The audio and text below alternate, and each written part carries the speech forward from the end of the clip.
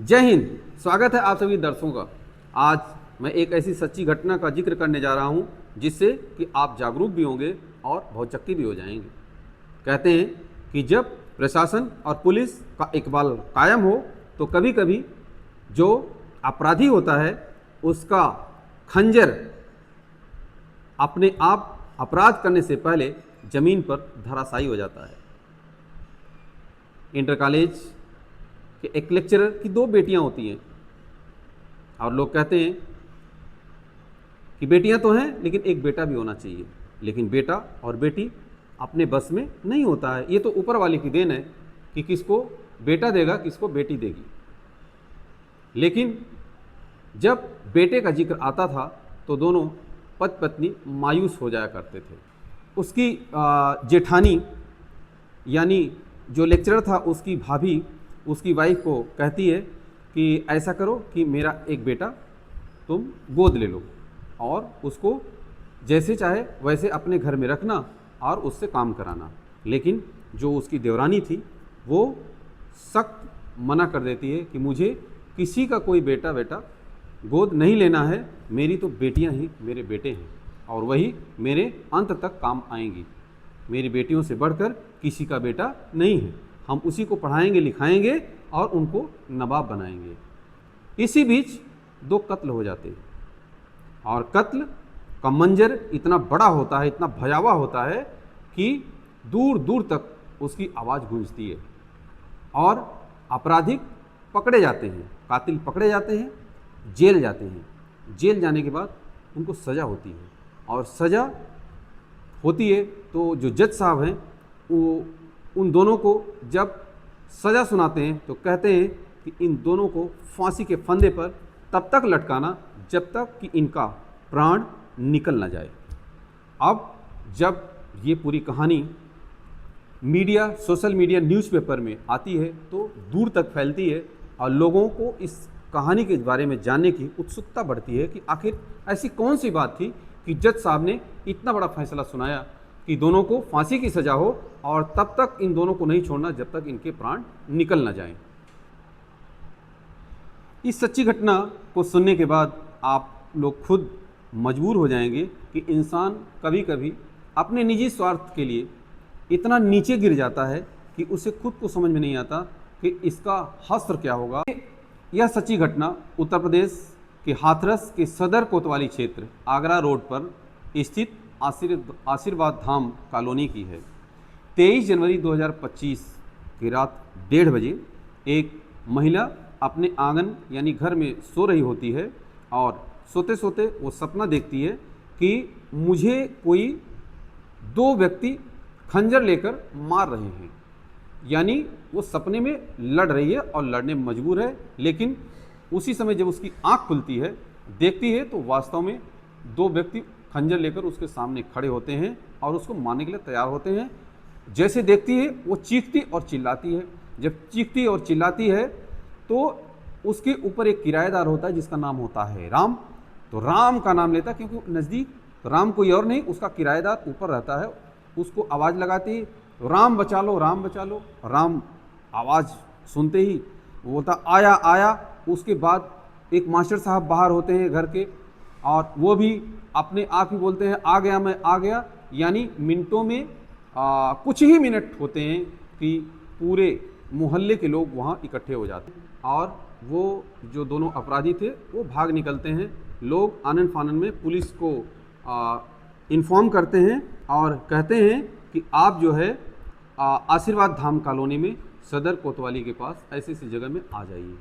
कुछ ही मिनट बीतते हैं कि वहाँ के थाना प्रभारी पूरा टीम के साथ और एसपी डीएसपी कुछ समय में सारे लोग फटाफट आ जाते हैं घटनास्थल पर और देखते हैं कि वहाँ जो दो बेटियाँ थीं उन की हालत ऐसी थी कि जैसे उन्होंने खून की होली खेल रखा हो और जो पति पत्नी थे वो दोनों इस स्थिति में थे, इस अवस्था में थे कि वो ज़िंदगी और मौत से जूझ रहे थे। उनको तुरंत हॉस्पिटल ले जाया जाता है। हॉस्पिटल जाते ही उन दोनों बेटियों को मृत घोषित कर दिया जाता है डॉक्टरों द्वारा और वो दोनों पति पत्नी ज़िंदगी और मौत से जंग लड़ रहे थे। इसी बीच में जब उस महिला को होश आती है, होश आते ही वह विकास विकास ऐसे करके बोलने लगी अचानक से, और कहती है कि विकास और लल्लू पाल, जो विकास जो कि मेरे जेठ का यानी मेरे पति का भतीजा लगता था, परिवार का लड़का है, उसके साथ उसका दोस्त भी आया। उत्तर प्रदेश के फतेहपुर जिले का थाना जहानाबाद का गांव किशनपुर कापिल, जहां की छोटे लाल गौतम नाम का एक व्यक्ति था और गरीब था, और गरीबी में पलते बढ़ते उसके मन में एक ख्वाब था कि जब भी मैं नौकरी करूंगा तो लेक्चरर या प्रोफेसर बनूंगा। और वो पढ़ाई करता है, पढ़ाई इस कदर कि खाना खाए न खाए लेकिन पढ़ाई ज़रूर करता था। अब 2003 का वक्त आता है जब वो उत्तर प्रदेश जो शिक्षा चयन बोर्ड द्वारा उसे भूगोल के लेक्चरर के पद पर उसको चयनित कर लिया जाता है, और उसकी पोस्टिंग होती है उत्तर प्रदेश के हाथरस का एक गांव लगता है मितई, जहां की जवाहर स्मारक इंटर कॉलेज है। और वहां से उसके विकास और आगे बढ़ने की प्रक्रिया प्रकृति द्वारा और उसके मेहनत और उसके कर्मों द्वारा, कर्मों का फल जो उसको आगे लेके जाता है। उसके बाद उसकी शादी हो जाती है। उसकी शादी होती है गौरी उर्फ वीरांगना नामक लड़की से। उसकी 2 बेटियां होती हैं और दोनों बेटियों का नाम होता है, एक का नाम सृष्टि, एक का नाम विधि। एक की उम्र 8 साल, एक का 12 साल होती है। खुशियां धीरे धीरे बढ़ने लगती हैं और वो कानपुर में 2 प्लाट लेता है, और जो आशीर्वाद धाम कॉलोनी है हाथरस में, वहाँ जो है वो ज़मीन लेता है, और उसके बाद 2020 में वहाँ घर बनाता है। घर बनाकर लोन पर लेकर, पैसा लेकर घर बनाता है, लोन पर ही एक कार खरीदता है, गाड़ी लेता है, और धीरे धीरे उसके जीवन में जो है खुशियाँ आगे बढ़ने लगती हैं। उसके बाद जब 2024 जनवरी 22 आती है तो अचानक से उसको ब्रेन हेमरेज हो जाता है। उस ब्रेन हेमरेज की बीमारी में उसको पैरालाइज हो जाता है। पैरालाइज इस कदर होता है कि वो मरणासन अवस्था में पड़ जाता है।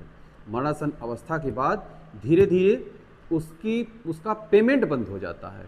पेमेंट बंद हो जाता है तो उसके दोनों प्लाट भी बिक जाते हैं, और दवा कराने में और बाकी घर की व्यवस्थाओं में, क्योंकि गाड़ी लोन पर, घर लोन पर EMI भी जाती थी, और घर का खर्चा भी चलाना होता था, बेटियों की पढ़ाई का भी खर्चा चलाना होता था। तो धीरे धीरे इस कदर अब परेशानियां उसके जीवन में बढ़ने लगी। लेक्चरर साहब यानी छोटे लाल गौतम के बड़े भाई का नाम होता है बाबूराम गौतम, और उस बाबूराम गौतम के बड़े बेटे का नाम होता है सोनेलाल, जो कि 2.5 वर्ष पहले दुबई चला जाता है, और दुबई जाकर के अपने चाचा छोटे लाल गौतम की मर्डर की पूरी कहानी और पूरी प्लानिंग वहीं से रचता है, और सुपारी दे देता है 2 लोगों को, जिसका नाम एक का विकास था जो कि उसके परिवार का लड़का था, और विकास का दोस्त जो है लल्लू पाल था।